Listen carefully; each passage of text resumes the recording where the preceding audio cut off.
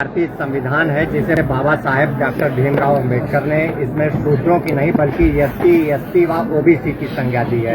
इन्हें शूद्र कह के सपा इनका अपमान कर रही है, संविधान की अवहेलना न करे। साथ में उन्होंने 95 का भी जिक्र किया है कि लखनऊ स्टेट गेस्ट हाउस में जो घटना हुई थी उसमें सपा को अपने गिरेबान में झांक के देखना चाहिए जब एक दलित की बेटी पर सपा सरकार ने जानलेवा हमला कराया। ये मेरे पत्रकार साथी बीजेपी की होशियारी हम ही नहीं समझ पाया।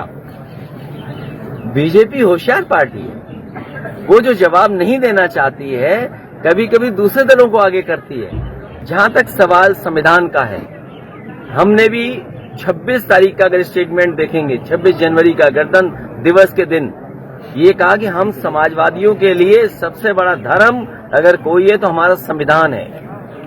हम इस लोकतंत्र की पूजा करते हैं और संविधान जो हमें अधिकार देता है वो अधिकार छीने जा रहे हैं। संविधान में कहां कहा है भेदभाव करें हम?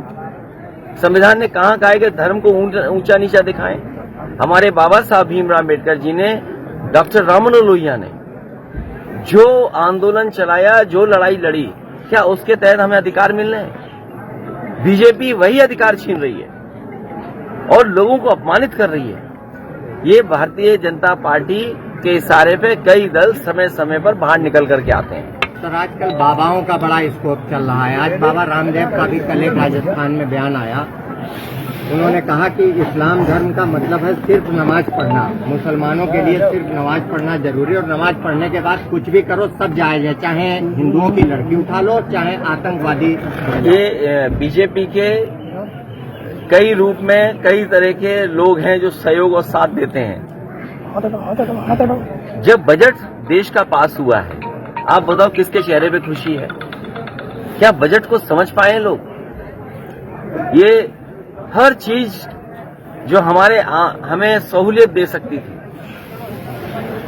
उस पे सब पे किस तरीके से कब्जा हो रहा है।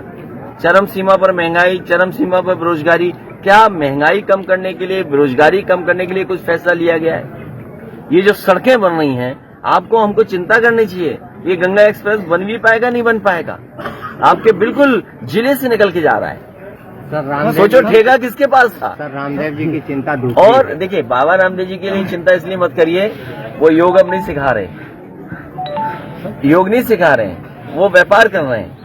मुझे उम्मीद है कि वो उत्तर प्रदेश में अच्छा व्यापार करेंगे। तेल, घी, बिस्किट, पाउडर, नमकीन वो अच्छा बेचें। सर, यूपी में इन्वेस्टमेंट समिट की जा रही है निवेश के लिए। ये इन्वेस्टमेंट मीट पहले भी धोखा थी और फिर धोखा होने जा रहा है। और आज अगर अखबार आपने पढ़ा होगा, मुख्यमंत्री जी ने कहा कि हमने 75% जमीन पर ले आए, तो इसका मतलब ये हुआ कि लगभग 5 लाख करोड़ और उसका 75% जमीन पे आ गया। तो हरदोई के लोगों बताओ, जो समाजवादी सरकार में आपके कारखाने लगे थे संडीला में, उसके अलावा एक कारखाना आगे लगाओ तो बता दो आप। एक कारखाना लगाओ हरदोई में, एक कारखाना कन्नौज में लगा हो।